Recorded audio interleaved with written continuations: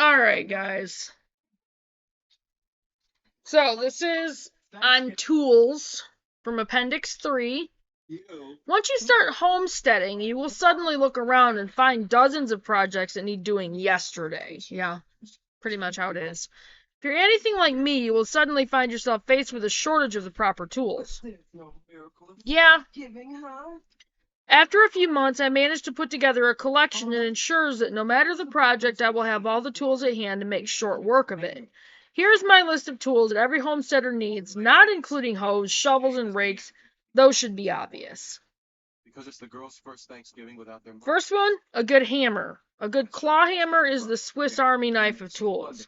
Not only will you use it for its intended purpose, hammering nails, but you will also find yourself using it for the most surprising tasks in a pinch. I have actually used mine for cutting sheet metal when the quality of the cut edge is not a factor. Hammers are intensely personal tools, but you cannot go wrong with an Estwing, known for its quality, Estwing. I prefer the lighter 12-ounce version.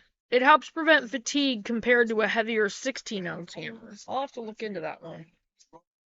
Electric circular saw. If you're building anything with wood, you will need to make a cut at some point. You can use a handsaw if you like, but if you have any amount of work to do, you should probably buy a circular saw. I've used a Skill circular saw for about a year now. It's a no-frills tool that never fails to do the job. And I'll look into that. 4-foot level. Once your wood is cut, make sure it is in place level and true.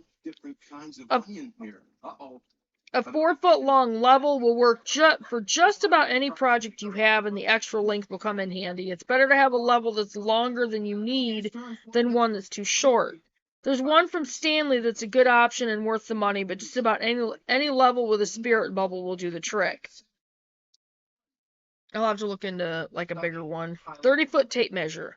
This one is pretty self-explanatory. Make sure to get a tape measure that's at least 30 feet long. It's just short enough to be manageable while long enough to take care of any project short of building a barn from the ground up. Speed square. Primarily useful for making square cuts, this little gem can be used in lieu of a framing square if necessary. While not as accurate, it is more than adequate for homestead code.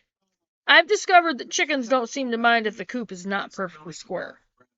Electric drill. We definitely need a drill.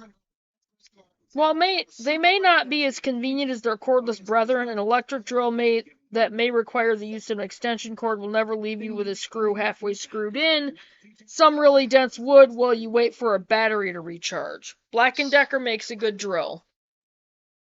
And so I don't want to rip it. Sounds super great. I think the idea is stinky. Hold on. Change my version. Which may not technically be as sturdy as other brands, but you will probably never notice the difference. A sledgehammer. You may not be planning to do any major demolition soon, but a sledgehammer has dozens of uses, from driving stakes into the ground to driving wedges into logs.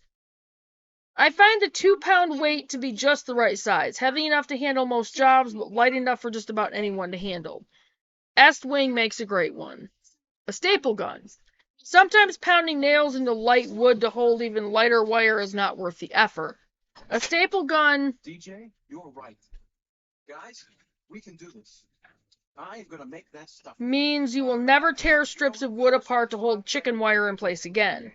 Electric models are available which can save on hand fatigue, but a manual staple gun will last a long time and you'll never need an extension cord while using it. Wrenches. Whether you're changing the oil in your car or rebuilding attachments for your tractor, you'll need 2 good sets of wrenches, standard and metric. A set of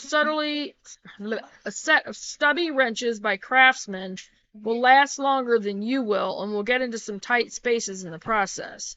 Adding a piece of pipe when you need the leverage will make up for the short lengths. Screwdrivers. Again, you will need screwdrivers for any mechanical issues around the old homestead. Craftsman does it best, and having a set instead of tools with interchangeable heads will be worth the extra space it takes up. And I would rather have all the screwdrivers.